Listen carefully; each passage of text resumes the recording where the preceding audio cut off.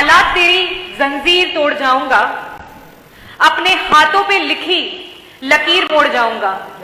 देखते रह जाओगे आंखें फाड़कर, तेरे सामने वह तस्वीर छोड़ जाऊंगा। राम राम तो कह लोगे, पर राम सा दुख भी सहना होगा।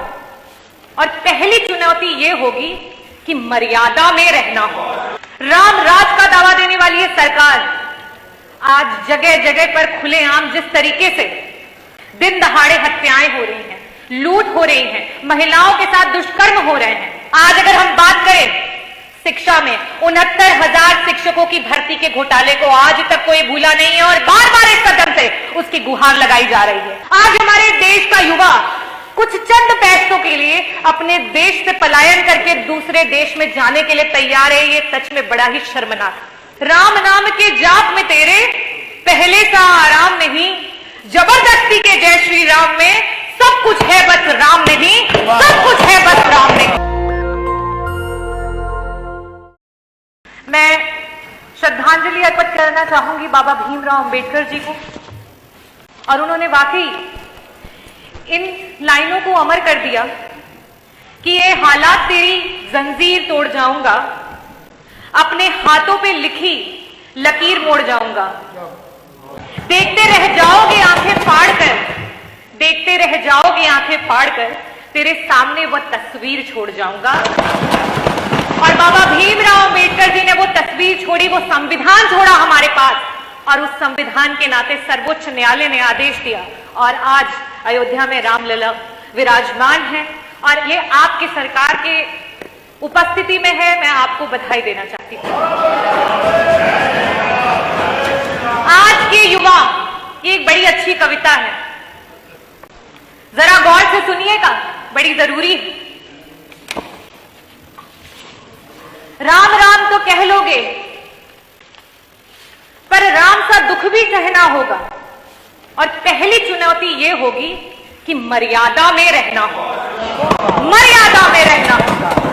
जीरो टॉलरेंस अगेंस्ट क्राइम का दावा देने वाली ये सरकार, राम राज का दावा देने वाली ये सरकार आज जगह जगह पर खुलेआम जिस तरीके से दिन दहाड़े हत्याएं हो रही हैं, लूट हो रही हैं, महिलाओं के साथ दुष्कर्म हो रहे हैं। मैं अगर अपने विधानसभा और अपने जनपद की बात करूं, दिन दहाड़े प्रजापति समाज के 2 बच्चों को गला रेत करके मार दिया गया। एक पटेल समाज के डॉक्टर की दिन दहाड़े गोली मार करके हत्या कर दी गई। मेरी विधानसभा में बिशुनपाल व्यक्ति की हत्या कर दी गई मार के। साथ ही साथ मल्हनी विधानसभा में एक सुनार की गोली मार करके हत्या कर दी गई। अध्यक्ष जी, IIT BHU की एक छात्रा के साथ जो वारदात हुई वो किसी से छुपी नहीं है कि किस तरीके से उसके साथ सड़क पे खुलेआम दुष्कर्म किया गया। और ऐसी ना जाने कितनी हजारों वारदातें हैं जो रोज हुई जा रही हैं। आप क्या कहते हैं? क्या ये पुलिस की नाकामी है? क्या ये पुलिस की गलती है?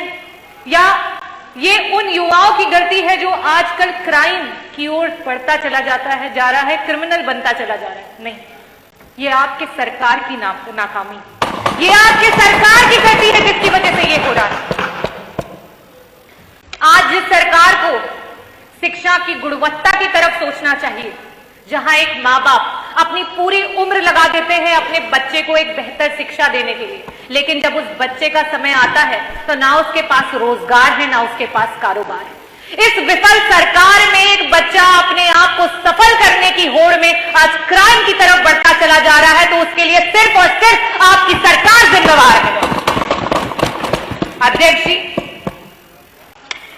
अगर मैं क्राइम की बात करूं तो उसकी पुष्टि यह भी करता है कि आज जब से भाजपा की सरकार आई है तब से अभी तक आपने अपना डीजीपी जो नियुक्त किया है वो भी कार्यवाहक ही रहे हैं। अभी तक कोई आपने परमानेंट डीजीपी तक नहीं दिया। अध्यक्ष महोदय, पुरुषोत्तम रामचंद्र जी की अगर हम बात करें तो रामचंद्र जी ने तो शबरी के जूठे बेर खाए थे।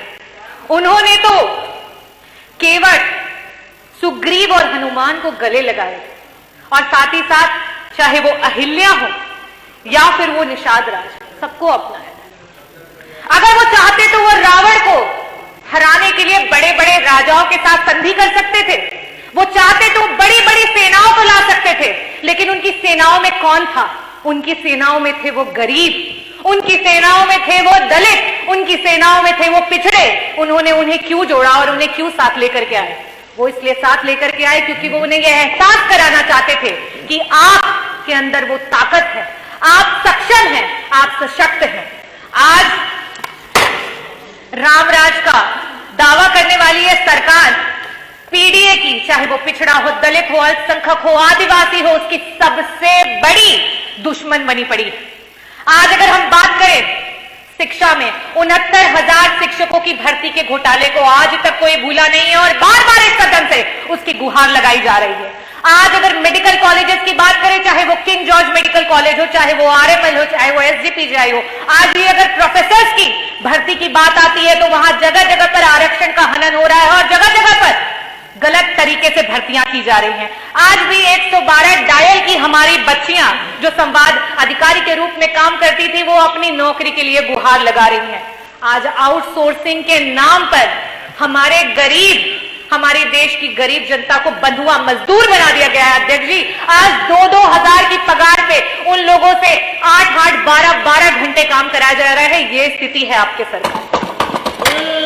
अध्यक्ष जी, बड़े वादे किए गए, इन्वेस्टर समिट मीट की वादे किए गए, ना जाने कितने हजारों करोड़ का इन्वेस्टमेंट आपकी सरकार लेकर के आई, लेकिन आज धरातल पर अगर देखा जाए तो ना भी इन 7 वर्षों में ना तो एक मल्टी स्पेशलिटी हॉस्पिटल दिखता है, ना तो कोई नया एम्स दिखता है, ना तो कोई नया एनआईटी दिखता है, ना आईआईटी दिखता है, ना एमआईटी दिखता है, और बहुत लंबी कतार है लेकिन कुछ भी दिखाई नहीं देता। आपके इन बड़े बड़े इन्वेस्टमेंट्स में रोजगार और व्यापार सिर्फ और सिर्फ कागजों पे दिखाई देते हैं, हकीकत में कहीं दिखाई नहीं देते। आज हमारे देश का युवा कुछ चंद पैसों के लिए अपने देश से पलायन करके दूसरे देश में जाने के लिए तैयार है। ये सच में बड़ा ही शर्मनाक है। अगर हम बात करें आज थाने की, तहसील के और अधिकारियों के ऑफिस की, तो ये समझ ले अध्यक्ष जी कि ये सरकारी जितनी भी जगह है वो सिर्फ और सिर्फ भ्रष्टाचार के अड्डे हैं और कुछ भी नहीं। आज अगर जमीन का नाप होता है तो वो जमीन के नाप जो है वो मौखिक रूप में आदेश होते हैं। आज तो लिखित भी बंद हो गया है, क्योंकि जब जितनी रिश्वत आती है उस हिसाब से ये नाप बदल जाते हैं। अध्यक्ष जी, ये आपकी सरकार बार बार जनता के मूलभूत अधिकारों के लिए जब भी विपक्ष ने आवाज उठाई है तो हमेशा ये आवाज आती है कि अरे जब बबूल लगाया तो आम कहां से पाओगे, जब बबूल लगाया तो आम कहां से पाओगे। जब से समाजवादी पार्टी की स्थापना हुई उस तब से लेकर के अध्यक्ष जी आज तक का अगर कार्यकाल देखा जाए तो अगर समाजवादी पार्टी ने 12 साल सत्ता पे राज किया है तो आपको 13 साल हो चुके हैं। और उसके बाद मैं आज आपको ये बता सकती हूं कि समाजवादी पार्टी ने मेट्रो लाइन बनवाई, समाजवादी पार्टी ने एक्सप्रेसवे बनवाया, समाजवादी पार्टी ने गोमती रिवर फ्रंट बनवाया, एकाना बनवाया, मेदांता बनवाया, इलेक्ट्रिसिटी प्रोडक्शन यूनिट बनवाई। सबसे बड़ी बात, उन्होंने बच्चों को साक्षरता देने के लिए जगह जगह लैपटॉप बांटे, उन्होंने best park Janeshwar Mishra park बनवाया, उन्होंने पुलिस हेडक्वार्टर बनवाया, आज जहां पे सीएम बैठते हैं, लोक भवन बनवाया, एम्बुलेंस दिया और साथ ही साथ डायल 100 दिया, जिसे आज आप 112 के नाम से इस्तेमाल कर रहे हैं। लेकिन अगर आप अपनी बात करें तो आपके पास आज भी सिर्फ कागज ही हैं और कुछ भी है नहीं आपके पास। तो सिर्फ कोरे कागज लेकर के आप बैठे हैं और रामराज की बात करते हैं। और अध्यक्ष जी, अगर आज रामलला जी भी इन स्थितियों और परिस्थितियों में होते तो आज भारतीय जनता पार्टी की सरकार को यह अवश्य ही कहते कि राम राम के जाप में तेरे पहले सा आराम नहीं, राम नाम के जाप में तेरे पहले सा आराम नहीं, जबरदस्ती के जय श्री राम में सब कुछ है बस राम नहीं, सब कुछ है बस राम नहीं।